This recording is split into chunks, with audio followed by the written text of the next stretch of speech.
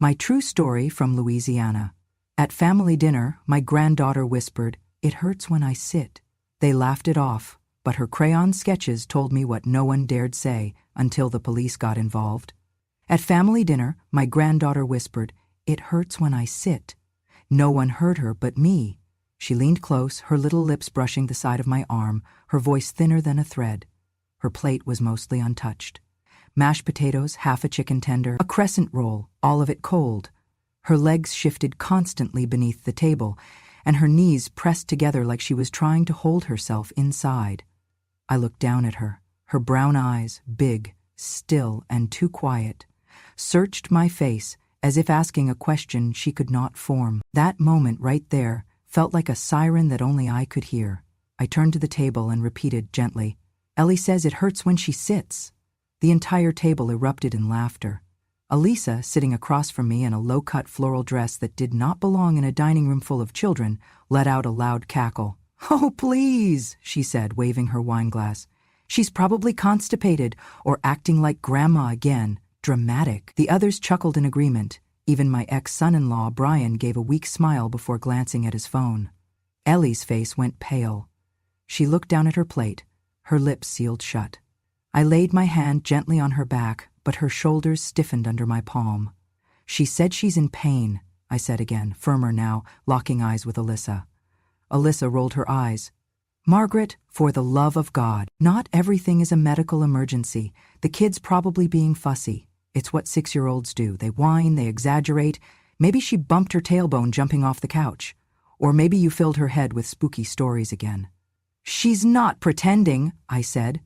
Brian cleared his throat and muttered, "Let's just get through dinner, okay?" "Right," Alyssa said, loud again, like it was a punchline. "Let's get through dinner without another one of Margaret's dramatic detours. Honestly, you'd think we invited a ghost to eat with us. You hardly ever talk unless you're trying to turn dessert into a crime scene." I stayed quiet. I was used to the jokes. The jabs, the sideways glances, the way they treated me like a leftover relic from a time they wished had never existed. I lived in the basement of the house I once owned. I ate at the table I once polished with beeswax and lemon oil. I cooked in the kitchen that still had my initials carved into the back of a pantry door. But I was no longer part of the family. I was tolerated, fed, kept alive, and only Ellie noticed. Only Ellie ever came down the basement stairs after dinner, barefoot in her pajamas, clutching her little sketch pad and asking if I'd read to her. Only Ellie sat beside me during my early morning tea, her head resting on my thigh as I knitted. Only Ellie whispered when no one else was listening. That night, after the laughter died down and dessert was passed around like nothing had happened, I watched her from across the living room. She didn't sit on the couch. She knelt on the rug, her coloring book open but untouched. Her tiny fingers traced the edges of the crayons without choosing one. I could see it in the way her shoulders hunched, in the way her feet curled under her, in the way she flinched slightly when Logan, Elisa's boyfriend, the man who had no blood in this family but moved through the house like he owned it, reached over her head to grab the remote. My skin prickled. "Ellie," I said softly from my corner, "do you want to come downstairs with me later? We can read the one with the fireflies." She didn't look up, just nodded once. That night, under the yellow basement lamp, she curled up on the couch beside me, her face pressed into my side. I didn't read the book. I just held her. Eventually, she dozed off, but not before whispering one more thing. He said, "If I tell, I'll get taken away. Just like you almost were." My hand froze mid-stroke in her hair. "Who said that, baby?" But she was already pretending to sleep. I sat there in the quiet of the basement, the fume of the old furnace filling the silence, and I felt it. The kind of dread that only a grandmother knows. The kind that seeps into your bones and makes you grip the arm of the chair a little tighter. I had suspected something was wrong for months. The way Ellie avoided eye contact, the sudden tantrums, the nighttime bedwetting that Alyssa mocked in front of friends, the way Logan lingered too long in doorways. And now this. I stared at the little girl asleep against my ribs, so small, so scared, and I knew what I had to do, because no one else would. And I had already buried one daughter. I wasn't going to lose the only piece of her I had left. We should have left her in that hospice. She's just waiting to die louder. Elisa said it loud enough for everyone to hear, but she never looked at me when she spoke. She never did. She always said these things with her wineglass raised or her eyes glued to a casserole dish, like her cruelty was just another part of the decor, something you couldn't remove without disturbing the color scheme. That night, she said it while I was washing the dishes. I stood at the sink, my hands deep in the soapy water, the same kitchen where I had once baked birthday cakes and burned Thanksgiving turkeys with laughter in my chest. And now, I stood silent while my bones ached and Elisa's voice slithered over the tiled floor like poison. "She's just waiting to die louder," she repeated, pulling a linen napkin from the table.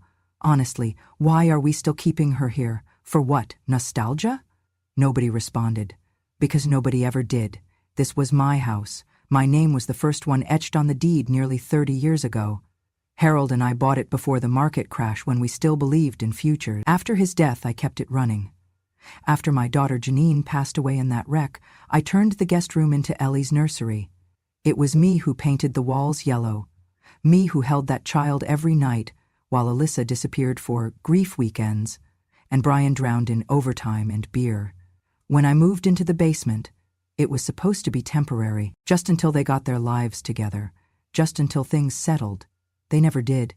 They took over, piece by piece. The upstairs bathroom became off-limits. My furniture was pushed into the garage. Elisa replaced the photos of Janine with pictures of her own brunches and backyard parties, and I, the woman who scrubbed that floor on her knees for decades, became an afterthought, a line item on the grocery list, the thing they had to deal with on holidays. Elisa had no patience for me. She saw me as a drain, a holdover, a burden that came with the kid she never really wanted. I was tolerated only because I cooked, folded laundry, and picked Ellie up from school when no one else could, and even then, I was called Grandma in the same tone one might use for Roach in the hallway.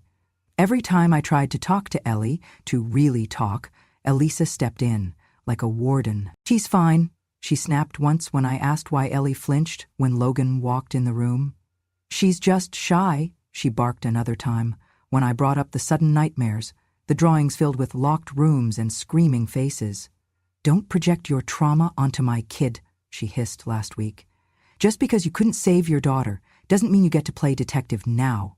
I remember standing at the bottom of the stairs that night, hearing Ellie crying upstairs. Elisa had locked the door. I wasn't allowed up after 9. I wasn't allowed to interfere. But I knew those cries.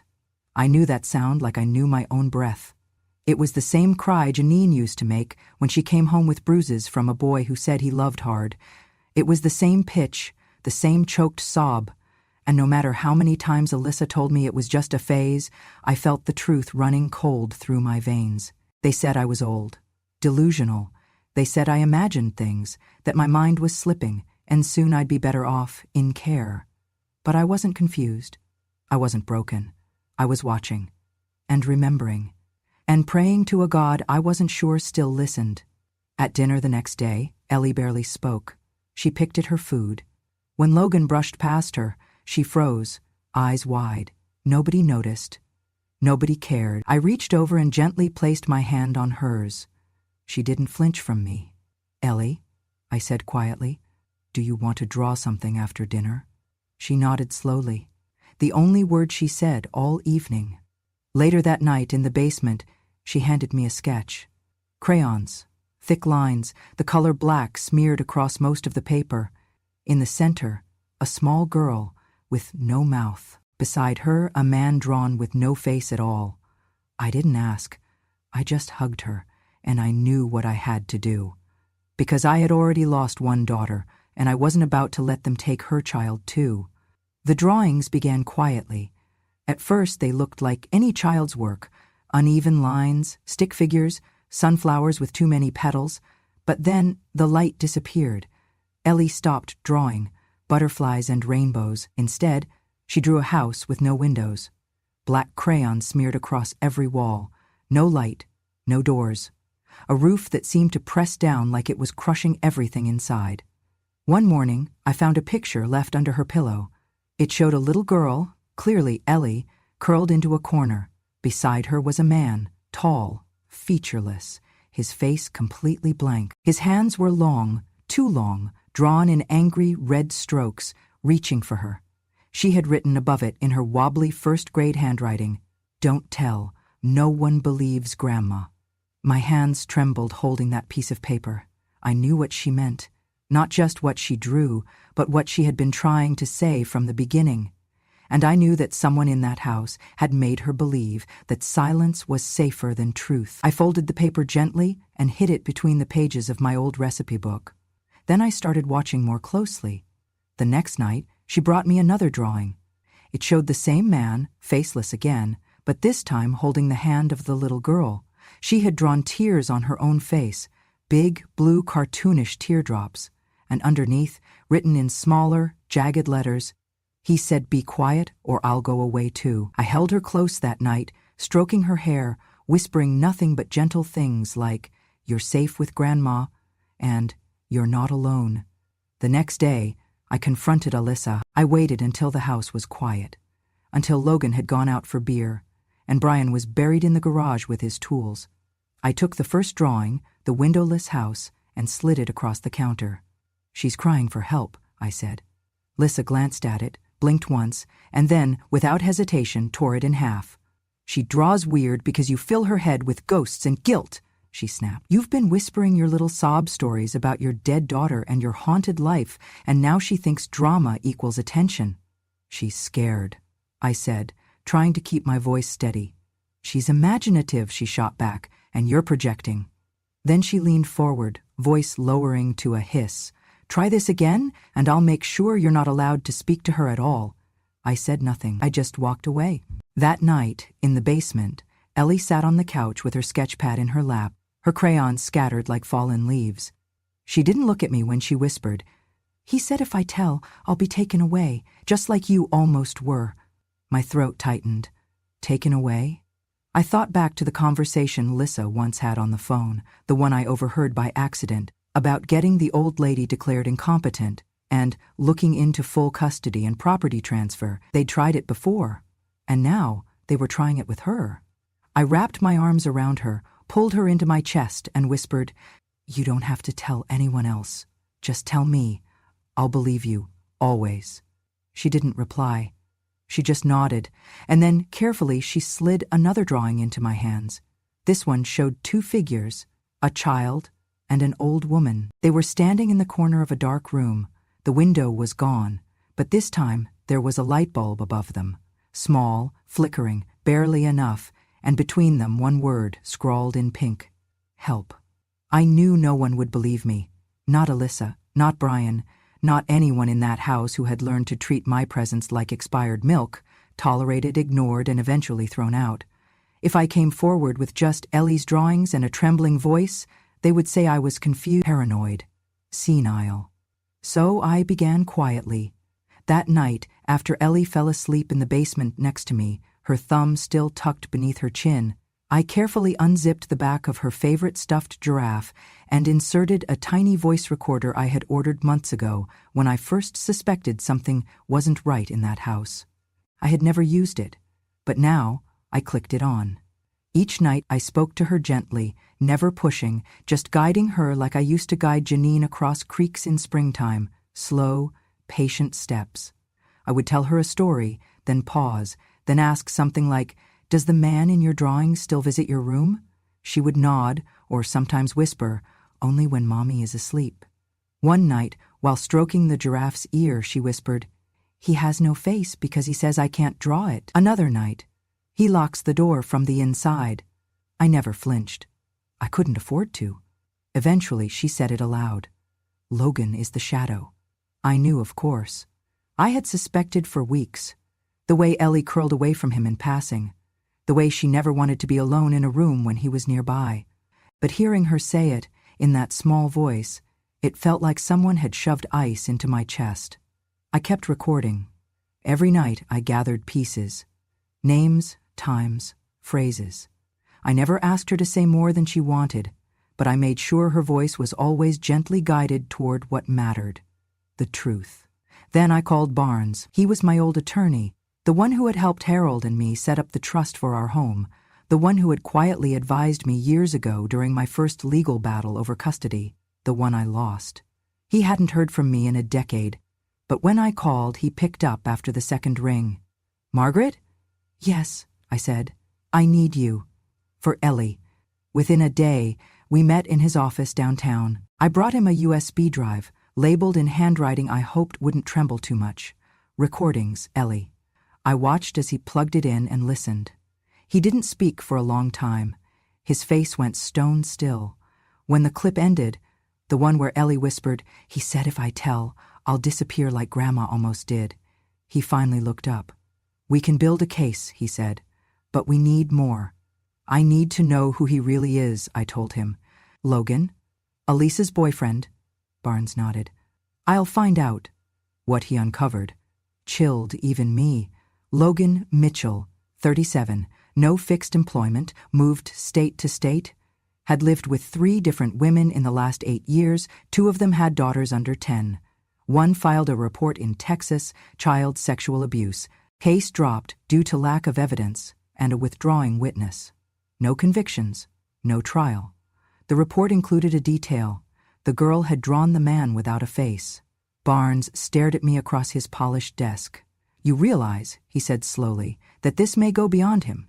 If Elisa knew and looked the other way, or worse, protected him, she will," I said. "She already is." I showed him Ellie's most recent drawing, a faceless man with long arms standing behind a girl in bed, and next to him, a woman drawn with her back turned.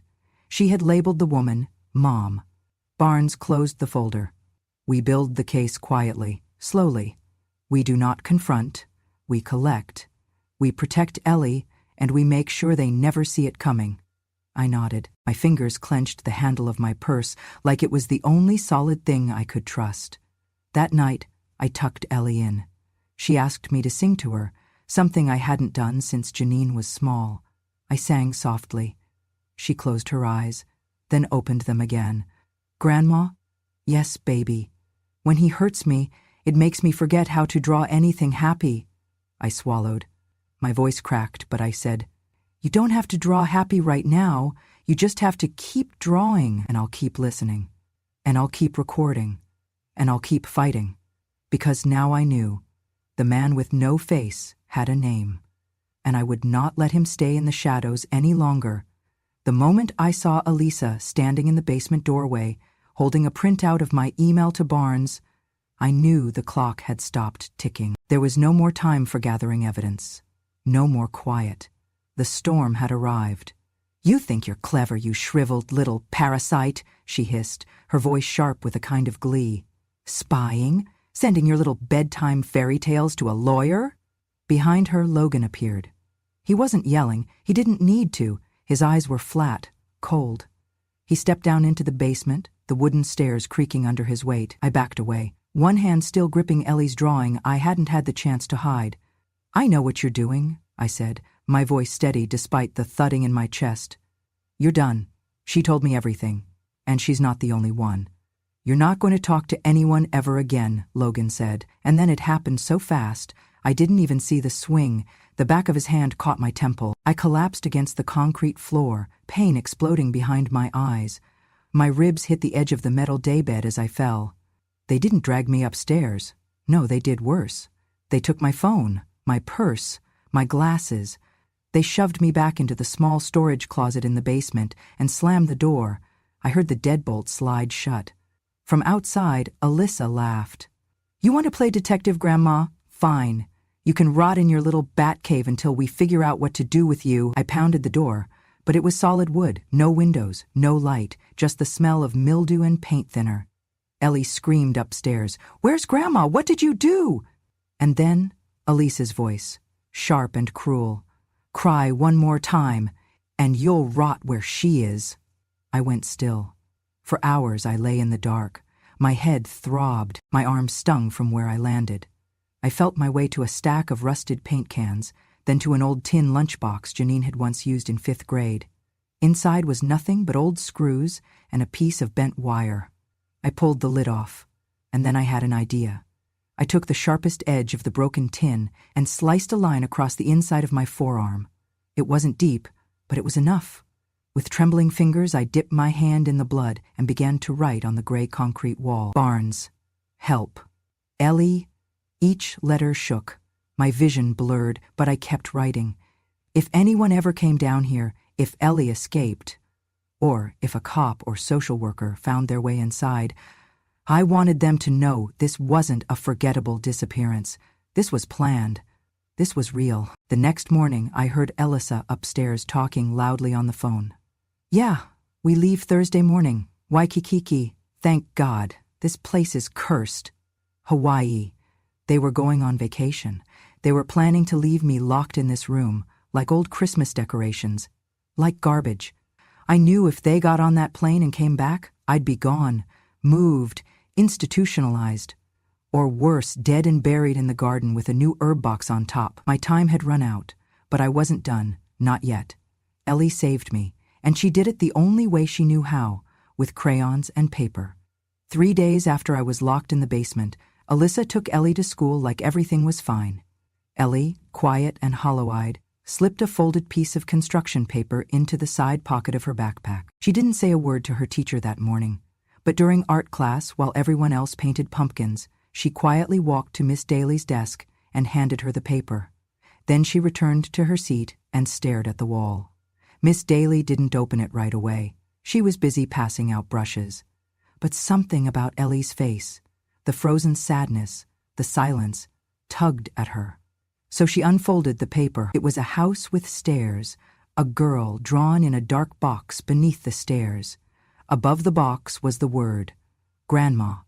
Beside the girl, in a bigger room, another figure, no eyes, no mouth, holding the girl's hand. Next to that, one more word, he hurts. And in the top right corner, drawn in red crayon, help.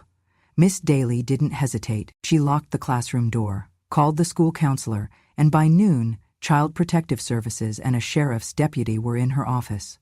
Ellie was pulled out of class gently, asked to repeat what she had drawn. She whispered just 5 words, he keeps her in there. Then she began to cry.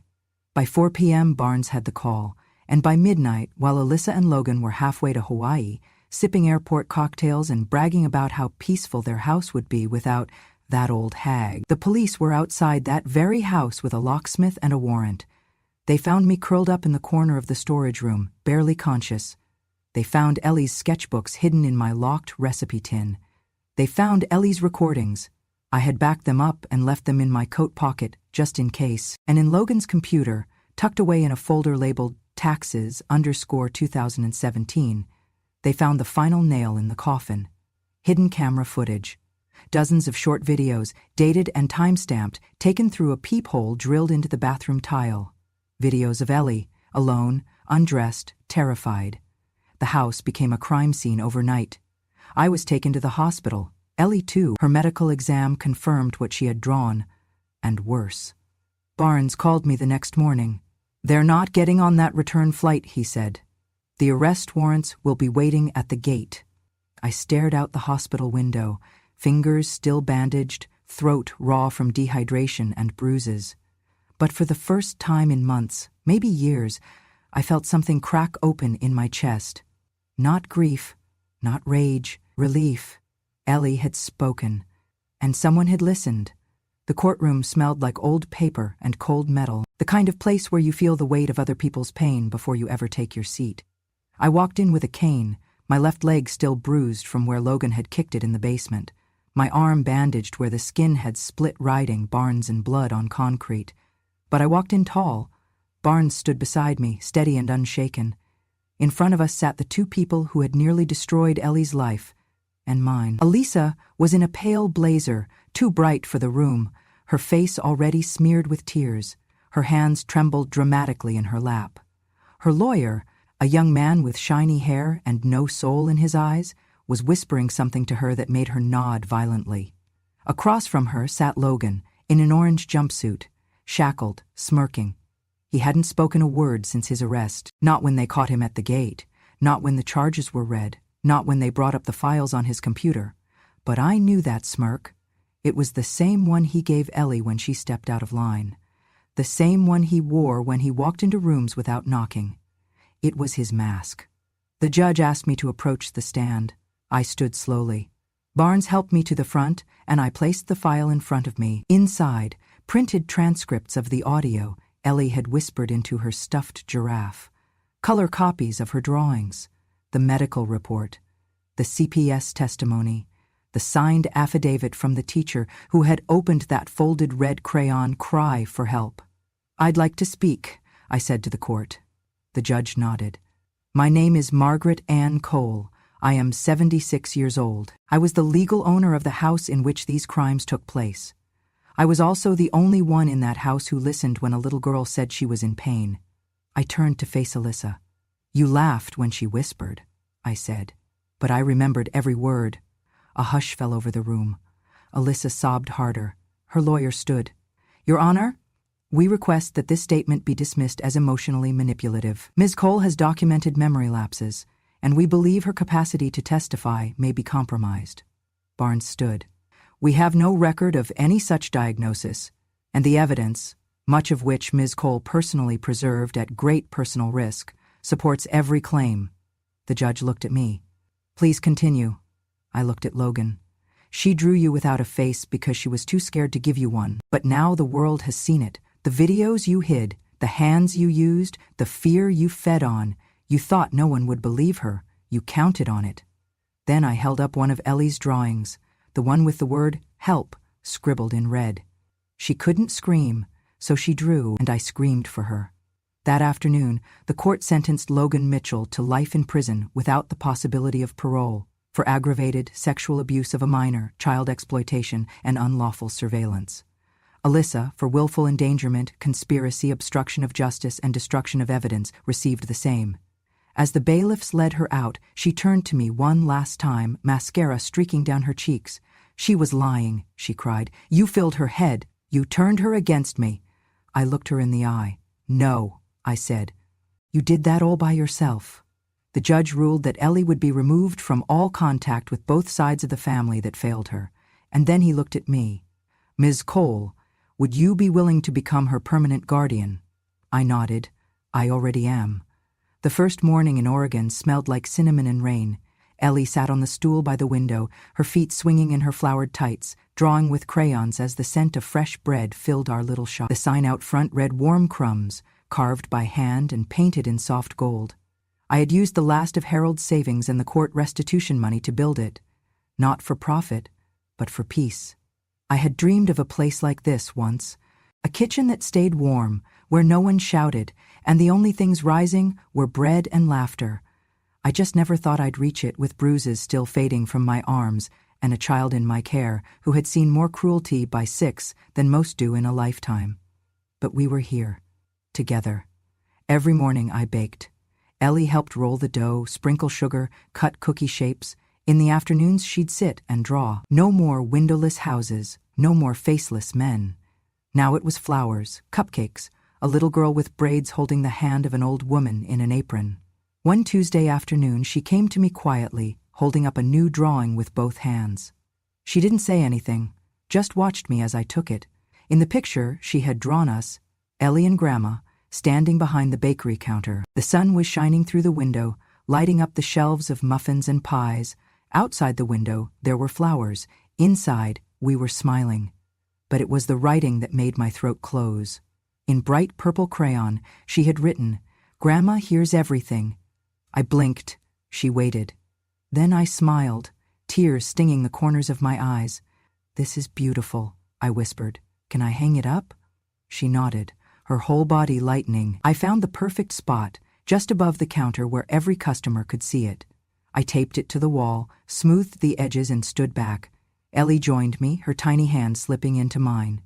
We stood there in silence for a moment, the kind that feels full, not empty.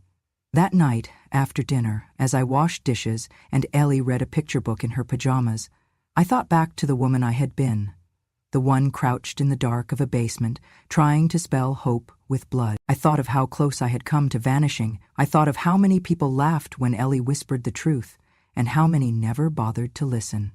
But I had. I always would, because that's what saved us. I dried my hands, kissed Ellie's forehead, and turned off the kitchen light.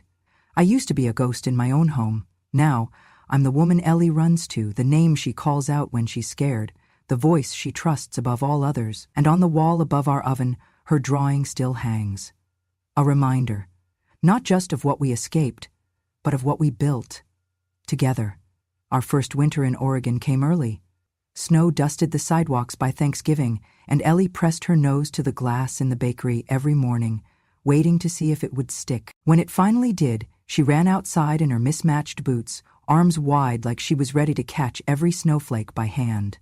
I stood in the doorway with a towel, watching her spin and laugh. Really laugh.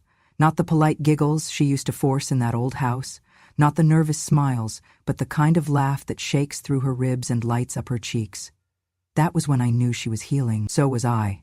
Every Sunday, we had what we called candle mornings.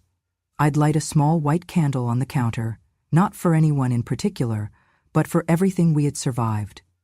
Ellie would bring out her newest drawing, and we'd hang it next to the others. That wall was filling up fast. Sunsets, pie slices, a dog we didn't have but she dreamed of, a picture of me on a rocking chair with her on my lap. And in almost every drawing, no matter what, she always added the same 3 words in the corner. Grandma hears everything. She said it was her reminder. I said it was my promise. By Christmas, the town had adopted us. People came not just for our warm cinnamon rolls or buttered scones, but to say hello to the strong old woman and her miracle girl. Some brought toys for Ellie, others brought stories of their own. It seemed every town had a grandmother who once sat in silence. Every bakery had customers carrying heartbreak in paper bags. We never told the full story, but somehow they knew. One afternoon, a woman came in, gray hair, leather gloves, grief in her eyes. She pointed to the wall of Ellie's drawings and whispered, "That one there? It looks like me." I handed her a coffee and said, "It probably is." Ellie made a friend down the block, a girl named Jo with glasses too big for her face and a laugh that sounded like a hiccup. They played hopscotch and invented secret handshakes. One night, after Jo went home, Ellie asked, "Do you think Jo knows?" "Knows what, sweetheart?" And I used to be scared all the time. I sat beside her, wiped flour off my hands. "I think Jo knows that you're brave. That's what matters." She thought for a moment. "Yeah, brave is better than scared." On the anniversary of the trial, I baked a single cupcake with pink frosting. Ellie placed one tiny candle in the center. We didn't call it anything. We didn't need to. She blew it out, smiled, and said, "Let's draw." That night's drawing was just 2 hearts, one big, one small, connected by a string. No words, just understanding. Spring came early that year. The bakery smelled like lemon bars and rising bread. Ellie helped me plant tulips in the window box. She had grown taller, stronger. She still had bad dreams sometimes. So did I. But we had built a world where those dreams didn't follow us past breakfast. And one evening, as I tucked her in, she asked, "Grandma, will you be there forever?" I held her hand. "As long as I'm breathing, baby. And after that, I'll still be the voice in your heart that listens." She smiled. "Then I'll never be alone." I kissed her forehead, turned off the light, and whispered the same words I had told her that very first night, when everything was broken and nothing made sense. "You're safe with Grandma, always." And this time, she believed it. Thank you for staying with me through this story.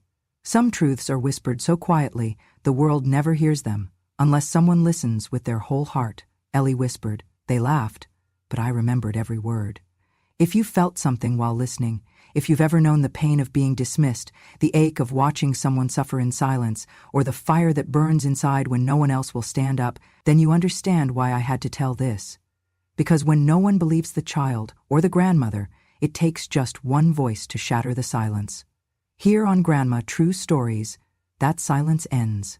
So if you believe in justice, not shouted but earned, if you believe in quiet revenge, in patient truth, and in the wisdom of women long ignored, subscribe to Grandma True Stories, where the quietest voice in the room finally speaks, and the world listens, because revenge has no expiration date. And Grandma hears everything.